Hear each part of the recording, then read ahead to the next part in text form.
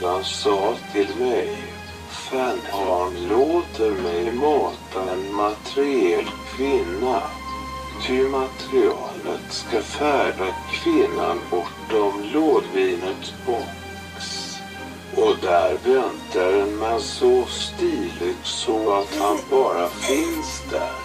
Hans dansskor blänker kristallklart där i mörkrets sken i väntan på att få se hennes ljuva elfenben. Han öppnar en flaska vin från 678 och häller upp den i 2 kokonötskal, och kvinnan lerduve sköt i sig en hel butelj av kärlekens vin.